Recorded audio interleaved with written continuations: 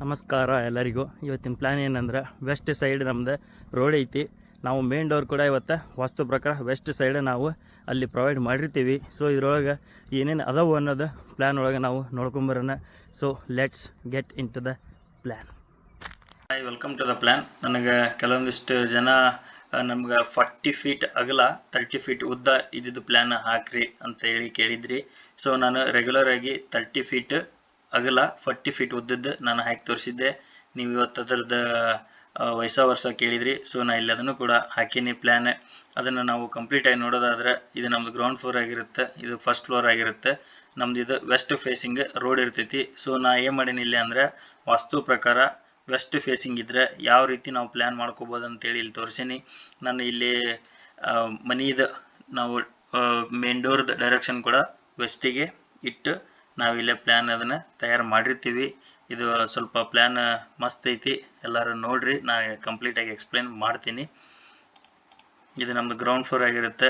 ಇಲ್ಲಿ ನಾವು ಮೇನ್ ರೋಡಿಂದ ಗೇಟ್ ಒಳಗಿಂದ ಬಂದರೆ ನಮ್ಗೆ ಇಲ್ಲೊಂದು ಕಾರ್ ಪಾರ್ಕಿಂಗ್ ಸಿಗ್ತೈತಿ. ನೀವು ಇಲ್ಲಿ ನೋಡಬಹುದು. ಆರಾಮಾಗಿ ಒಂದು ಕಾರ್ ಅಂದರೆ 8 ಫೀಟ್ ಅಗಲ ಐತಿ, 29 ಫೀಟ್ ನಮ್ಗೆ ಇಲ್ಲೇ ಉದ್ದ ಇರೋದ್ರಿಂದ ಆರಾಮಾಗಿ ಒಂದು ಕಾರ್ ಅಥವಾ ನಮ್ಗೆ ಬೈಕ್ ಬೇಕಂದ್ರೆ ಇಲ್ಲಿ ನಾವು ಪಾರ್ಕ್ ಮಾಡ್ಕೋಬಹುದು. ನೆಕ್ಸ್ಟ್ ನಮಗೆ ಇಲ್ಲೇ ವೆಸ್ಟ್ ಸೈಡ್ ಕೂಡ ನಾವಿಲ್ಲಿ 5 ಫೀಟ್ ಇಲ್ಲಿ ನೀವು ನೋಡ್ಬೋದು. 5 ಫೀಟ್ ಸೆಟ್ ಬ್ಯಾಕ್ ಬಿಟ್ಟಿರೋದ್ರಿಂದ ಇಲ್ಲಿ ನಿಮ್ಮದು ಬೈಕೆಲ್ಲ ಇಲ್ಲಿ ನಿಲ್ತವು. ನೆಕ್ಸ್ಟ್ ನಾವಿಲ್ಲೇ ಮೇನ್ ಡೋರಿಂದ ಒಳಗಡೆ ಬಂದರೆ ನಮ್ಗೆ ಇಲ್ಲೊಂದು ಲಿವಿಂಗ್ ರೂಮ್ ಸಿಗ್ತೈತಿ. ಲಿವಿಂಗ್ ರೂಮ್ ಸೈಜ್ ನಮ್ಗೆ 15 ಫೀಟ್ ಬೈ 21 ಫೀಟ್ ಆಗಿರುತ್ತೆ. ನೆಕ್ಸ್ಟ್ ನಾವು ಇಲ್ಲಿಂದ ಲಿವಿಂಗ್ ರೂಮಿಂದ ಈ ಕಡೆ ನೋಡೋದಾದರೆ ನಮ್ಗೆ ಇಲ್ಲೊಂದು ಸ್ಟೇರ್ಕೇಸ್ ಐತಿ. ಸ್ಟೇರ್ಕೇಸಿದ್ದು ನಾನು ನೆಕ್ಸ್ಟ್ ಎಕ್ಸ್ಪ್ಲೇನ್ ಮಾಡ್ತೀನಿ. ಇಲ್ಲ ಒಂದು ಬ್ಯಾಕ್ ಡೋರ್ ಕೂಡ ಇಲ್ಲಿ ಪ್ರೊವೈಡ್ ಮಾಡಿರ್ತೀವಿ. ನಾವಿಲ್ಲಿ ಲಿವಿಂಗ್ ರೂಮಿಂದ ಸೌತ್ ಈಸ್ಟ್ ಕಾರ್ನರಿಗೆ ನಾವು ಇಲ್ಲೇ ಬಂದರೆ ಕಿಚನ್ ಐತಿ ನಮ್ದು. ಇಲ್ಲಿ ಆಗ್ನೇಯ ದಿಕ್ಕಿಗೆ ನಾವು ಕಿಚನ್ ಪ್ಲೇಸ್ ಮಾಡಿರ್ತೀವಿ ವಾಸ್ತು ಪ್ರಕಾರ. ನೀವು ಇಲ್ಲೇ ನೋಡಬಹುದು. ಕಿಚನ್ಗೂ ಕೂಡ ನಾವು ಇಲ್ಲೊಂದು ಬ್ಯಾಕ್ ಡೋರ್ನ ಪ್ರೊವೈಡ್ ಮಾಡಿರ್ತೀವಿ.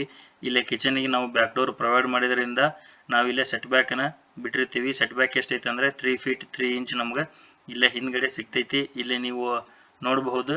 ಇಲ್ಲೇ ಲೈಟ್ ಬ್ಲೂ ಆಕಾಶ ನೀಲಿ ಕಲರ್ ಒಳಗೆ ನಾವು ಇಲ್ಲೇ ಮಾರ್ಕ್ ಮಾಡಿ ತೋರಿಸಿವಿ. ಇದು ನಮ್ಮದು ಯುಟಿಲಿಟಿ ಸ್ಪೇಸ್ ಆಗಿರುತ್ತೆ. ಇಲ್ಲಿ ನೀವು ಯುಟಿಲಿಟಿ ಆಗಿ ಇದನ್ನು ಯೂಸ್ ಮಾಡ್ಕೋಬೋದು ಈ ಪ್ಲೇಸ್ನ.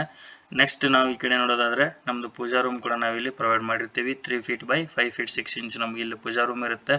ನೆಕ್ಸ್ಟ್ ನಾವಿಲ್ಲೇ ಸೌತ್ ವೆಸ್ಟ್ ಕಾರ್ನರಿಗೆ ನಾವು ಇಲ್ಲೊಂದು ಮಾಸ್ಟರ್ ಬೆಡ್ರೂಮ್ನ ಪ್ಲೇಸ್ ಮಾಡಿರ್ತೀವಿ. ಇದ್ರ ಸೈಜ್ ನಮ್ಗೆ 10 ಫೀಟ್ 9 ಇಂಚ್ ಅಗಲ ಸಿಗುತ್ತೆ, 9 ಫೀಟ್ 6 ಇಂಚ್ ನಮ್ಗೆ ಉದ್ದ ಸಿಗ್ತೈತಿ.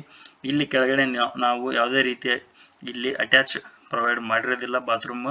ನಾವು ಇಲ್ಲೊಂದು ಕಾಮನ್ ಆಗಿ ಪ್ರೊವೈಡ್ ಮಾಡಿರ್ತೀವಿ. ನೀವು ಇಲ್ಲಿ ನೋಡೋದಾದರೆ toilet size 4 feet by 3 feet. Toilet ಮತ್ತು ಬಾತ್ ಎರಡು ಸಪ್ರೇಟ್ ಆಗದಾವೆ. ಇಲ್ಲೇ ಬಾತ್ ನೋಡೋದಾದರೆ ನೀವು ಬಾತ್ರೂಮ್ ಸೈಜ್ 3 ಫೀಟ್ ಅಗಲ ಐತಿ, 6 ಫೀಟ್ ಉದ್ದ ಸಿಗುತ್ತೆ. ಟಾಯ್ಲೆಟ್ ಇದ್ದು ನಾವಿಲ್ಲೇ ಸಪ್ರೇಟ್ ಡೋರ್ ಐತಿ. ನೆಕ್ಸ್ಟ್ ಇಲ್ಲೇ ಬಾತ್ರೂಮ್ಗೂ ಸಪ್ರೇಟ್ ಡೋರ್ ಐತಿ.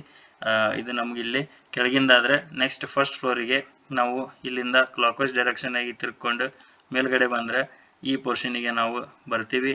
ಸೊ ನೀವು ಇಲ್ಲಿ ಒಂದ್ಸಲ ಕಂಪ್ಲೀಟಾಗಿ ಪ್ಲ್ಯಾನ್ ನೋಡಿದರೆ ನಮಗೆ ಇಲ್ಲೇ ಗೆಸ್ ಮಾಡೋಕ್ಕೆ ಹಿಂಗಿರ್ಬೋದು ಅಂತ ಈಸಿ ಆಗುತ್ತೆ. ಸೊ ನಾವಿಲ್ಲೇ ಫಸ್ಟ್ ಫ್ಲೋರಿಗೆ ಬಂದರೆ ಇಲ್ಲೇ ಝೂಮ್ ಇನ್ ಮಾಡತ್ತೀನಿ.